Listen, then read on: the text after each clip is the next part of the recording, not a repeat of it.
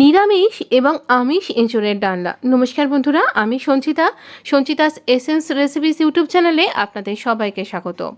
এখানে আমি যে নিরামিষ এঁচোড়টা দেখাবো সেটা একদম অন্য রকমের।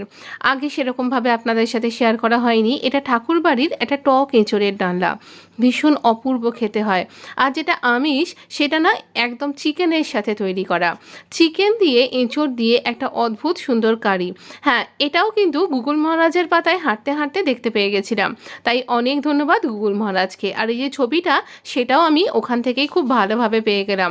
বাড়িতে যে সমস্ত এঁচড়গুলো আসে সেগুলো এতটা সুন্দর করে ছবিটা থাকে না, সেই জন্য ছবি তুলেও ঠিকঠাক ভালো লাগছিল না।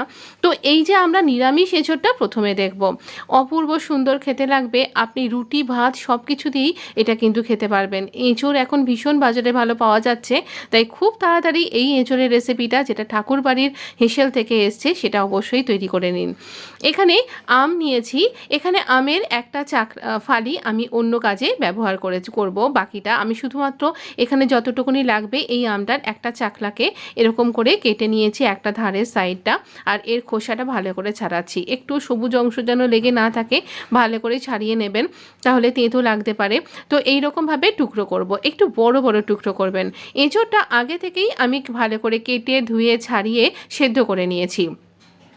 আর এঁচড় কী করে কাটতে হয় তার সম্পূর্ণ আলাদা একটা ভিডিও আছে আমার চ্যানেলে, অবশ্যই একটু স্ক্রল করতে করতে দেখে নিন, পেয়ে যাবেন। এখানে কড়াইয়ের মধ্যে দিয়ে দিলাম সাদা তেল, আপনি অবশ্যই সর্ষের তেলে করতে পারেন। এখানে আমরা তেলটা যেই গরম, বেশি তেলও লাগে না জানেন তো, খুব তাড়াতাড়ি এটা ইজি তৈরি হয়ে যায়। এই তেলটা যেই একটু গরম হবে, দিচ্ছি ফোড়ন হিসাবে জিরে আর একটুখানি ধনে দেবেন। ধনেটা এখানে ভীষণ সুন্দর ভালো লাগবে খেতে, যখন মুখে একটা করে দানা পড়বে ভীষণ ভালো লাগবে।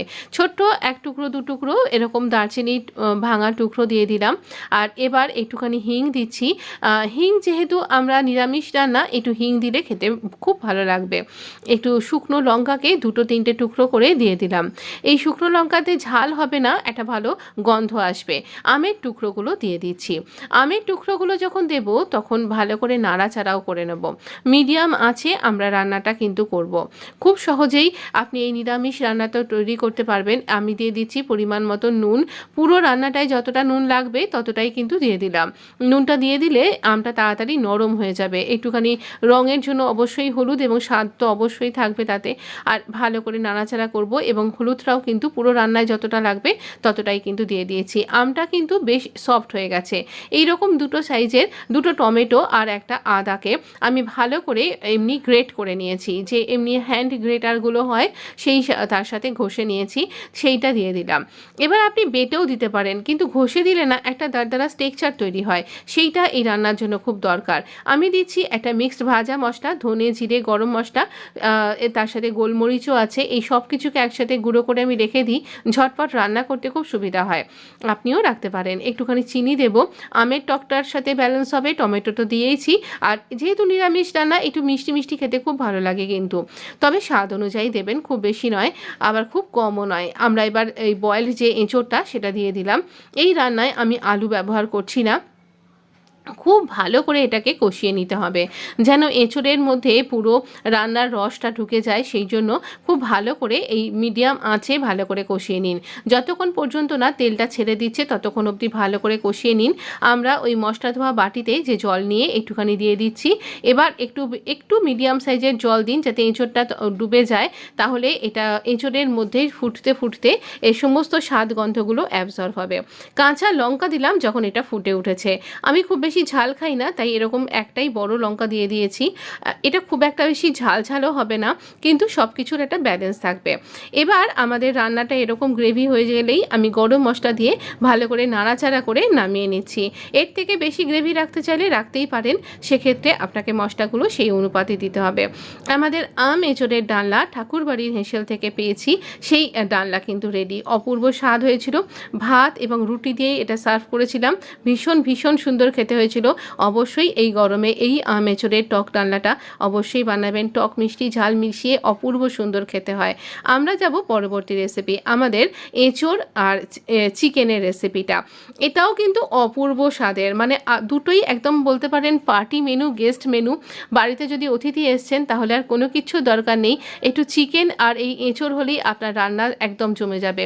আর এর সাথে এঁচোড়ের কাটলেট করে দেবেন বা এঁচোড়ের ধোকার ডালনা, সেটাও পেয়ে যাবেন আপনি আমার চ্যানেলে।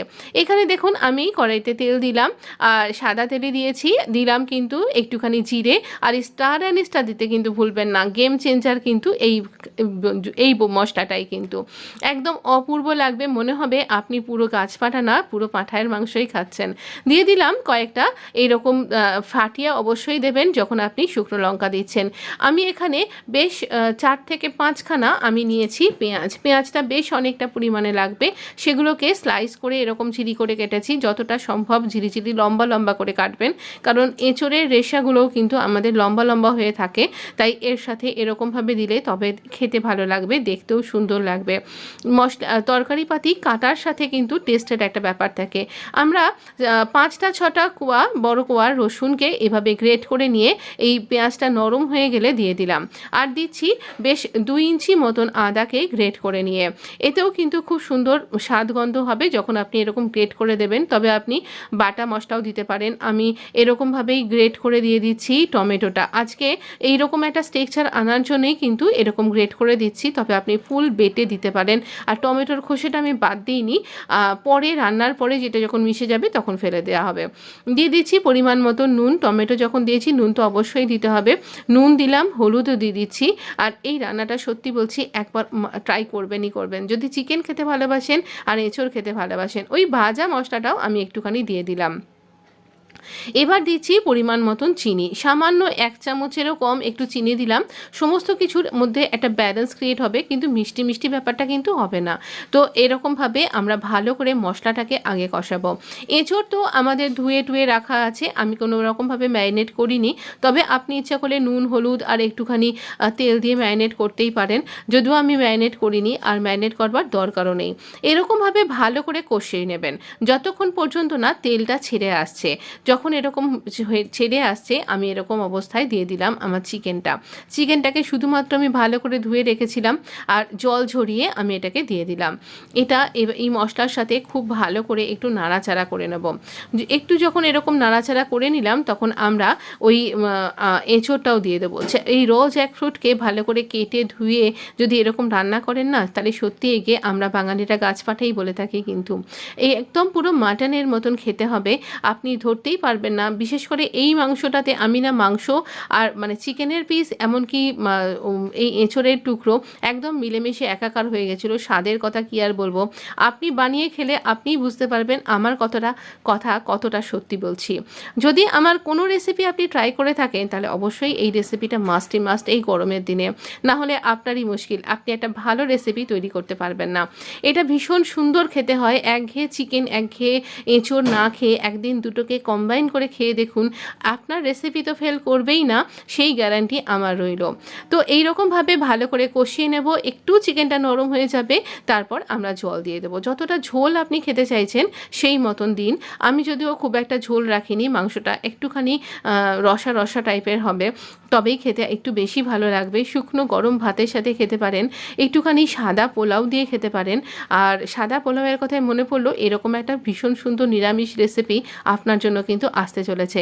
তাই এখনও চ্যানেলটা সাবস্ক্রাইব করে না থাকলে সঞ্চিতাস এসেন্স রেসিপিস ইউটিউব চ্যানেলটা এখনই সাবস্ক্রাইব করে নোটিফিকেশানটা অন করতে ভুলবেন না। বেশ কিছুটা কাঁচা লঙ্কা দিয়ে দিলাম, আমি কাঁচা লঙ্কাই দিচ্ছি। এবারে দিয়ে দিলাম গরম মশলা দিয়ে ভালো করে নাড়াচাড়া করব এবং আরও কিছুক্ষণ স্ট্যান্ডিং টাইম দিয়ে রাখবো।